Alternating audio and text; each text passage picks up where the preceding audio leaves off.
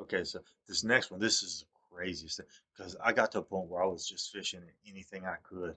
I fished in a little tiny ditch before I fished the ditch because I saw buffalo in it. And it was right out of the Washita Arm Reserve. The whole lake had dried up. It's supposed to be a crappie lake.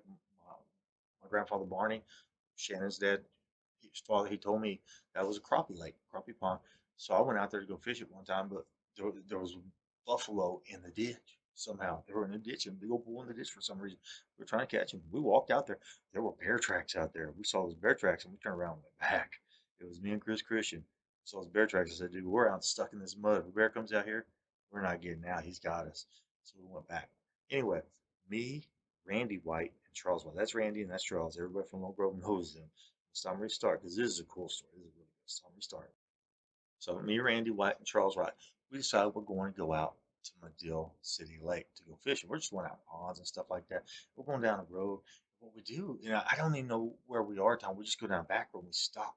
There's houses down there now. There's houses out there, but it's right by Medill City Lake. It was just a field, and there were trees. And I got to where I just walked through a field to go to a pond just to try it. So we started walking through the field, and we were headed towards Medill City Lake because one side is Medill City Lake, just behind the dam is Sandy Canyon. I got three and a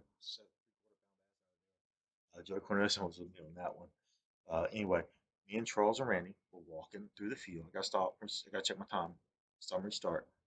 Okay, here we go. This is the last story, I think. Anyway, we're walking through the field and we see this pool. This pool, it's just, it's a black pool. And I was like, oh, we'll try to fish it. We start fishing it, and it's just black. It's like it's oil. It's like an oil pond. It's black and muddy. I've never seen anything like it. And we're fishing this pond, and I said, watch me catch a fish on this cast I threw out. I saw the wave come, and boom, I caught a fish. And I pulled it in. I look at it. I'm like, I'm afraid to touch it. It's like, grab it, grab it. I don't know what kind of fish that is. It looked like a sea bass. It looked like a black sea bass. But black sea bass kind of look different, but that's what it looked like from one of the big giant pictures of it. But it was a largemouth bass. It was black as could be. It was covered in oil or soot or black mud or whatever that stuff was. I've never seen a fish. Imagine this fish right here. I'm gonna stop and restart. Okay, I'm back. Imagine this fish right here, caked in just a black film.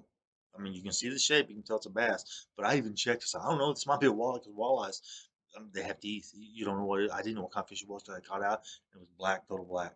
I was scared. It was like a mutant fish. I didn't know what it was. Anyway, I got it, and I said, I'm getting it out here because that's probably the only fish in that pond. And we carried it, and right, I said, you gotta be kidding me. That's Medill City Lake.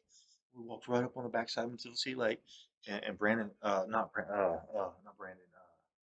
Brandon Johnson, Randy White. Randy said, "Bro, you gotta clean his eyes up because his eyes was just in the black film." I said, you're right, I gotta do that." He said, "Here, use this," and I was like, "Oh no, that don't look right." So I think I dipped my shirt in the water, and I got water on my shirt, and I rubbed this off with the shirt, and I put it in that lake. It was a beautiful fish after we washed it off and cleaned it. It was a beautiful fish. It was stuck in that muddy pond for some reason. Yeah, we let it go in Bill Lake. It's probably the biggest bass in there. Okay, okay. Now, before there was also a pond here right by the Talaferro, like because Talaferros have their pond out here, and they had a good crappie pond out there, really good crappie pond. So there's a little pond right up on the hill. As you enter into there was a little thing. The pond's gone. They filled it in. We used to go there, and we'd sit under the trees, me and Randy and Charles, and we'd ride our bicycles all the way over there. We'd sit under those trees, and we'd fish for mudcat. We'd fish with beef liver, we'd fish with worms, fish with whatever we could. Don't ever use chicken liver because it just falls off the hook. But we'd fish there for whatever we could. We'd catch mudcats all day, just have fun, catch perch. We even used pencil weight racers to catch perch. You catch a perch all day long with a pencil racer. You can't get it off. But Randy, he didn't have any line in his rod reel anymore. So I took line out of my reel and I tied it on a stick. I said, Randy, you're gonna catch the biggest fish in this pond on this. Randy, you do a river, so start restart. Now you gotta remember, I caught a little shad out of there about that long. Shad. Oh, no kidding, it's just a shad. I was like, what kind of fish is this? And I think it was a shad. I don't know. I've never seen fish like it before. I think it was a shad.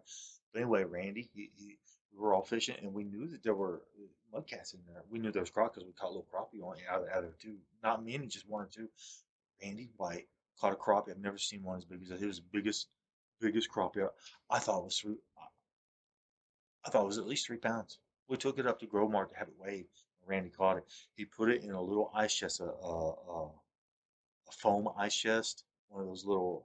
like a little beer cooler, put in one of those, and took it home. I said, "Well, did you eat that crappie?" He said, "No, it melt. The ice just melted around it or something. The fish melted and the ice just like that happened."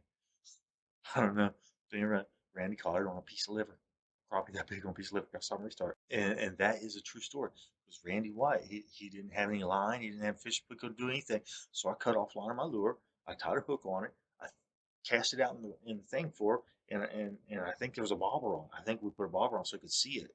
Because ours, the fish would take off. I think I put a bobber on so I could see it. And we tied it on a stick, this little stick, because Barney used to fish off sticks in the river, but he tied on tree branches. Anyway, he was using a little stick, and he caught the biggest crappie I've ever seen with my own eyes, face to face, in my life, in my entire life. It had to be 2.5 pounds, 3 pounds, huge. Anyway, that's about all I got. There's a few more things to go with the video. I gotta go. Have a